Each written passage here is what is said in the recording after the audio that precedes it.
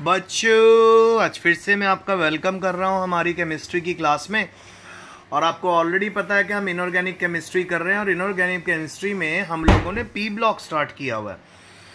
सो रोज मैंने आपको बोला था 4 से 5 क्वेश्चन पी ब्लॉक के आपको समझाऊंगा। कल का रिवीजन ये है, मैंने आपको बताया था कि अमोनिया ज़्यादा बेसिक क्यों है, क्योंकि बेटा अमोनिया का में नाइट्रोजन का साइज़ छोटा है और अबव ऑल वो लोन पेयर उसके ऊपर इजीली अवेलेबल होता है क्योंकि इलेक्ट्रॉन डेंसिटी वहाँ पे ज़्यादा रहती है। और अगर हम फॉस्फीन की बात करें PH3 की, फॉस्फोरस का साइज़ बड़ा, लोन पेयर फॉस्फोरस के ऊपर घूम जाता है, यानी आप कह सकते हैं पूरे मॉलिक्यूल के ऊपर डिस्पर्स हो जाता है, जिससे लोन पेयर डोनेट नहीं हो पाता और फॉस्फीन जो है वो लेस बेसिक है। फिर आपको मैंने बताया था ऑर्थोफॉस्फोरिक एसिड, हाइपोफॉस्फोरिक एसिड के फार्मूले और वो डाइप्रोटिक है, ट्राइप्रोटिक है कैसे।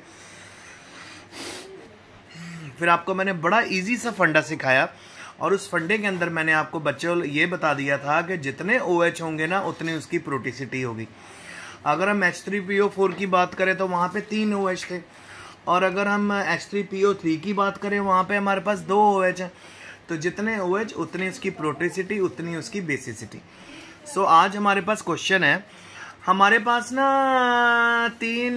4 हाइड्राइड्स दिए हुए हैं। सबसे पहले तो बेटा आपको हाइड्राइड्स का मतलब पता होना चाहिए। हाइड्राइड्स होते हैं यानी जिसमें हाइड्रोजन के साथ बॉन्ड बने। वैसे अमोनिया एक हाइड्राइड है, तो यहाँ पे हमारे पास हाइड्राइड्स दिए हुए 4। एक तो दिया हुआ है SBH3, PH3, NH3, ASH3। ये सारे बेटा यूजली ना एक ही ग्रुप को बिलोंग कर रहे हैं। तो यहाँ पे ये पूछा गया इन सब में सबसे कम एसिडिक कौन है और क्यों है। तो बेटा सिंपल सी बात है, इसके लिए आप सबसे पहले साइज देख लो। अब आप साइज देखो तो नाइट्रोजन का साइज यहाँ पे सबसे छोटा है। तो साइज सबसे छोटा होने से क्या हो गया बेटा, इसके ऊपर लोन पेयर मोर अवेलेबल होगा। जितना छोटा साइज होगा उतना लोन पेयर डोनेट करने की पावर ज्यादा होगी। अगर हम इन बाकी एलिमेंट्स की बात करें, इन बाकी एलिमेंट्स का साइज बड़ा है। साइज बड़ा होने से क्या हो जाता है, जो लोन पेयर है वो इन एलिमेंट्स के ऊपर डिस्पर्स हो जाता है। क्योंकि लोन पेयर इन एलिमेंट्स के ऊपर डिस्पर्स हो गया तो उससे क्या हो गया कि वो डोनेट नहीं कर पाएंगे। तो यानी अमोनिया सबसे कम एसिडिक क्यों, क्योंकि इसके पास लोन पेयर बहुत इजीली अवेलेबल है, क्योंकि साइज छोटा है। आइए पढ़ लें। Ammonia is the least acidic in nature because electron density on nitrogen atom is higher because small size nitrogen atom is maximum.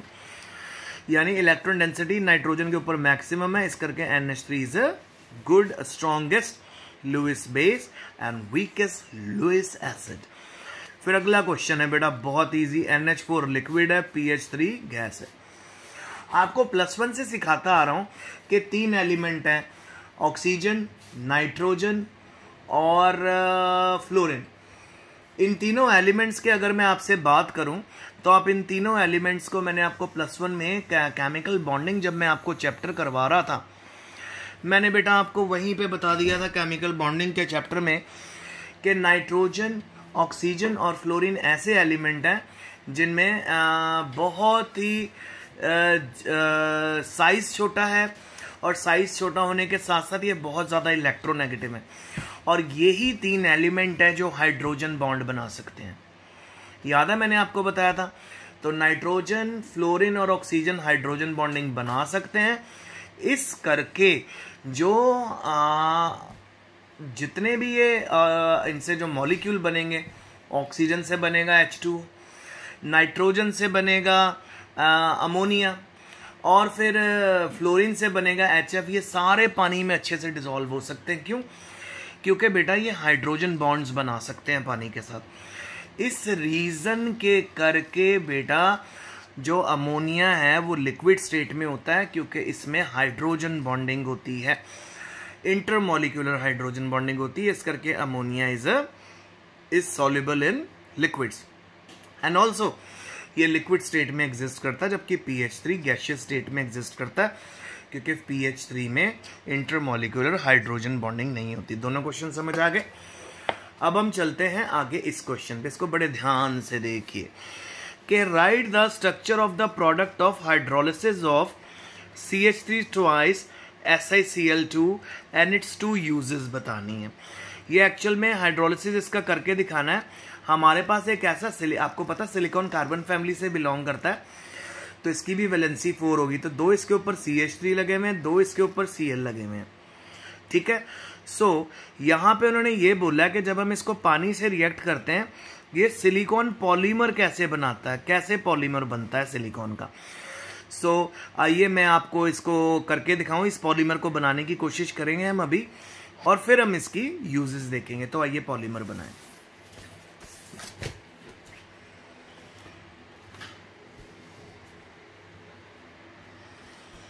सो बेटा सबसे पहले इस पॉलीमर का स्ट्रक्चर है सिलिकॉन, एक CH3 ऊपर, एक CH3 नीचे, और एक Cl और एक Cl यहाँ। सबसे पहले बेटा आप इसको एक वाटर से ट्रीट कर दो। वाटर को हम ऐसे भी लिख सकते हैं HOH, तो आप नोटिस करो ये HCl निकल गया इसके अंदर से, तो यानी हमारे पास एक Cl रिप्लेस हो गया OH से। तो अब हम चलते हैं Cl Si, ठीक है, Cl जस्ट होल्ड ऑन, हाँ जी, Cl Si, ऊपर CH3 और नीचे भी CH3 और यहाँ पे OH। इसको फर्दर आप ट्रीट कर दीजिए वाटर के साथ, आपको सिखाया मैंने क्या करना है। तो ये फिर से -HCl यहाँ हो गया, अब इसका Cl भी निकल जाएगा, -HCl हो गया। अब हमारे पास आ गया सिलिकॉन, यहाँ पे भी OH, यहाँ पे भी OH, ऊपर CH3 और नीचे CH3। अब ये जो हमारे पास सिलिकॉन बना है जिसमें हमने दोनों इसके क्लोरीन को OH से रिप्लेस कर दिया है, अगर इस तरह के दो कंपोनेंट को हम आपस में जोड़ें तो कैसे जुड़ेगा वो तो करें, देखें। CH3 CH3 OH OH और प्लस एक और इसके साथ का मॉलिक्यूल ले लेते हैं, CH3 CH3 OH। अब आप ये देखिए मैंने इसके अंदर से वाटर माइनस कर दिया, जब वाटर माइनस कर दिया सो हमारे पास नीचे जो प्रोडक्ट बनेगा SI CH3 CH3 OH O, ठीक है, फिर SI CH3 CH3 OH। तो इस तरह से नया नया बेटा इसके अंदर हम मॉलिक्यूल डालते रहेंगे, वाटर मॉलिक्यूल निकालते रहेंगे और एक लंबी चेन मिलनी शुरू हो जाएगी। जब इस तरह की लंबी चेन मिलनी शुरू हो जाए तो उसको हम बोलते हैं पॉलीमेरिक सिलिकॉन्स। ओके, तो एक तरह से सिलिकॉन का पॉलीमर हमारे सामने रेडी होके आ गया है। तो यही मैं आपको बता रहा था कि इसके अंदर से सिंपल आपने क्या करना है, आपने वाटर का मॉलिक्यूल निकालते रहना है, और जैसे जैसे आप वाटर का मॉलिक्यूल इसके अंदर से निकाल लोगे आपका जो प्रोडक्ट है वो आ जाएगा। तो ये देखिए ये मेरे पास आ गया, ये देखिए ये वाला स्ट्रक्चर जो मैं आपको दिखा रहा हूँ वही लिया हुआ। तो यहाँ पे 2 CH3 2 Cl, उनको n नंबर ऑफ वाटर से जब आप रिप्लेस कर दोगे बॉन्ड बनते जाएंगे और सिलिकॉन का पॉलीमर हमें मिल जाएगा। ठीक है, समझ आ रहा है ना बच्चों। अच्छा, अब यूजेस ऑफ सिलिकॉन देखो क्या क्या यूजेस है। पहला तो इसको इलेक्ट्रिकल अप्लायंसेस में यूज़ किया जाता है, इसकी कोटिंग की जाती है, और बहुत सारे होते हैं बेटा। पहले पुराने टाइम में तो अलग अलग तरह के यूटेंसिल हुआ करते थे, जैसे चिमटा हुआ करता था, वो गर्म भी हो जाता था। पर आजकल के टाइम में जितने भी पलटे चिमटे जो भी आ रहे हैं वो सिलिकॉन से बन के आ रहे हैं। तो ना तो ये जलते हैं, ब्रशेस भी बड़े अच्छे आ गए हैं, तो ये जो जलने वाला काम है वो ख़त्म हो गया, बिकॉज ये कहाँ से मिल रहा है हमको, इस तरह के पॉलीमर से। सेकंड, हीट रेजिस्टेंट कंटेनर भी इससे बनाए जा रहे हैं। जो हीट रेजिस्टेंट कंटेनर होते हैं वो भी क्या कहते हैं, अगर आप उसके अंदर गर्म सब्सटेंस डाल दोगे तो बहुत देर तक वो उसमें गर्म रहता है। अच्छा, अब हम पहुंच गए अगले क्वेश्चन पे। बहुत इंटरेस्टिंग और इम्पोर्टेंट क्वेश्चन है पहला, कि नाइट्रोजन और फास्फोरस की रिएक्टिविटी डिस्कस करो। सबसे पहले आपको पता है कि नाइट्रोजन के मॉलिक्यूल में डबल बॉन्ड नहीं, सिंगल बॉन्ड नहीं, ट्रिपल बॉन्ड होता है। ट्रिपल बॉन्ड होने से ट्रिपल बॉन्ड तोड़ना बहुत मुश्किल है। इस करके जो नाइट्रोजन का मॉलिक्यूल होता है, इसका जो बॉन्ड डिसोसिएशन एनर्जी बहुत हाई होती है, इतनी जल्दी नहीं टूटता। इसी करके रूम टेम्परेचर पे ये बिल्कुल रिएक्टिव नहीं होता। और दूसरी बात तो बेटा ये भी है कि रूम टेम्परेचर पे रिएक्टिव होगा कहाँ से, जब ये गैसियस फॉर्म में ये एग्जिस्ट करता है, और बहुत ही हाई टेम्परेचर पे ऑक्सीजन और हाइड्रोजन से रिएक्ट करता है। अब अगर हम बात करते हैं फॉस्फोरस मॉलिक्यूल की, फॉस्फोरस में तो पहले बेटा सारे सिंगल सिंगल बॉन्ड है, लो बॉन्ड डिसोसिएशन एनर्जी है, बॉन्ड बहुत जल्दी टूट जाते हैं इसके अंदर, तो इस करके phosphorus is more reactive than nitrogen. Reason phosphorus में सिंगल बॉन्ड है, नाइट्रोजन में ट्रिपल बॉन्ड है which is difficult to break. फिर stability of +2 oxidation state of tin और लेड की डिस्कस करने की बात करें तो सबसे पहले देखो जी, टिन और जो लेड है ना बेटा, ये ग्रुप नंबर आप कह सकते हो अपना 14 के मेंबर हैं, और टिन जो लेड है वो टिन के नीचे है।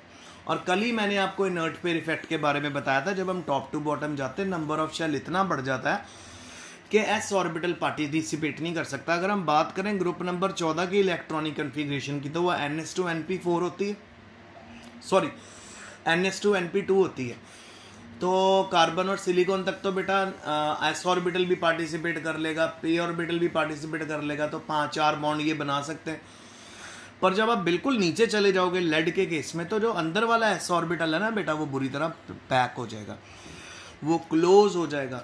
सो वो ना तो इलेक्ट्रॉन गेन कर पाएगा ना लूज कर पाएगा, तो इस करके वो शील्ड हो जाएगा। तो हेंस +4 ऑक्सीडेशन स्टेट आपको बड़ी आसानी से देखने में मिलेगी, कार्बन में, सिलिकॉन में, टिन तक भी मिल जाएगी। पर जब आप लेड में पहुंचोगे वहां पे आपको +4 ऑक्सीडेशन स्टेट देखने को नहीं मिलेगी, वहां पे आपको +2 ऑक्सीडेशन स्टेट देखने को मिलेगी। तो समझ आ रहा है बच्चा पार्टी, अच्छे से आपको क्लियर हो रहा है ना।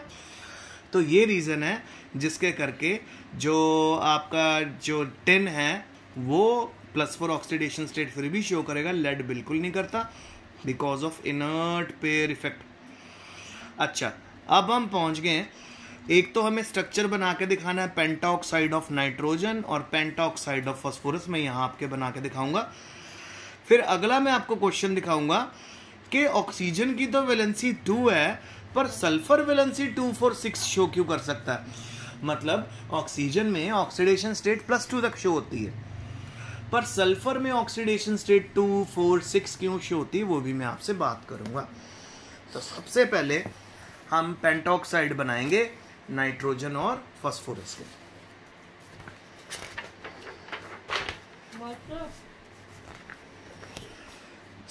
सबसे पहले पेंटाऑक्साइड्स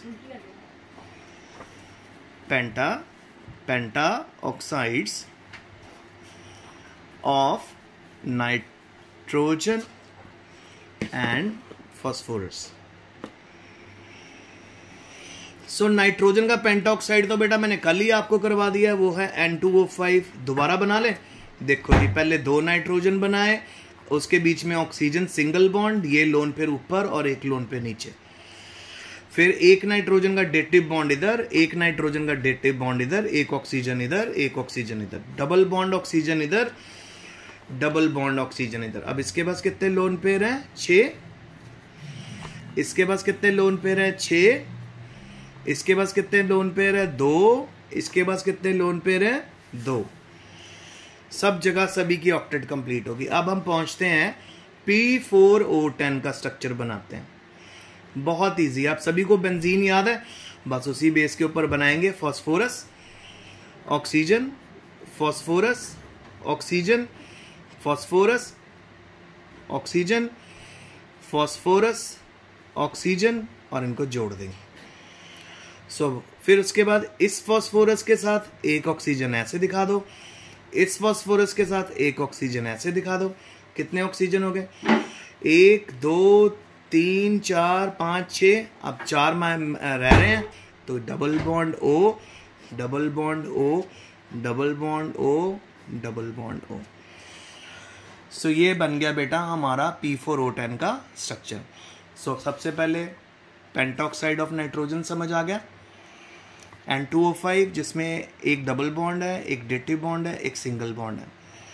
फिर आपके पास यहाँ पे अगला स्ट्रक्चर आ गया P4O10 का। इसके अंदर आपने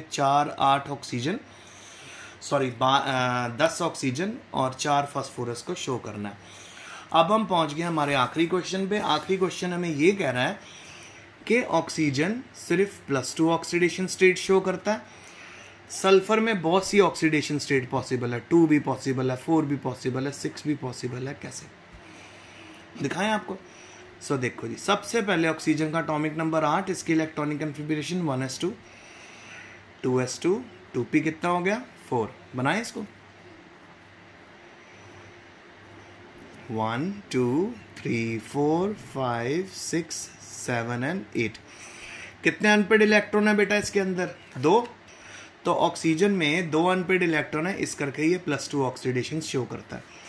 अब जरा सल्फर का देखिए, सल्फर होता है 16 1s2 2s2 2p6 3s2 3p कितना हो जाएगा 4। हाँ जी, जरा ऑर्बिटल बना लें इनके 1 2 3 4 5 6 7 8 9 10 1 2 3 4 1 2। ठीक है जी। अब आप मेरी बात सुनो, 2 अनपेड इलेक्ट्रॉन वहां पे थे, 2 अनपेड इलेक्ट्रॉन यहाँ पे, तो यहाँ पे +2 ऑक्सीडेशन स्टेट है। पर हमें क्वेश्चन में ये बताया जा रहा है जी +4 भी दिखा देता, +6 भी दिखा देता, कैसे?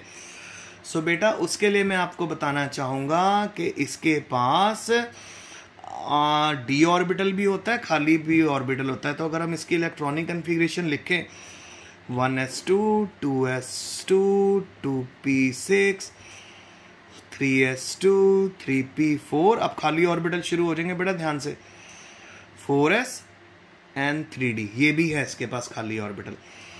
तो खाली ऑर्बिटल ये रहे 5, तो ये रहे 1 2 3 4 5, एक ये रहा, और 3s और 3p4 के मैं इलेक्ट्रॉन दिखाऊंगा आपको।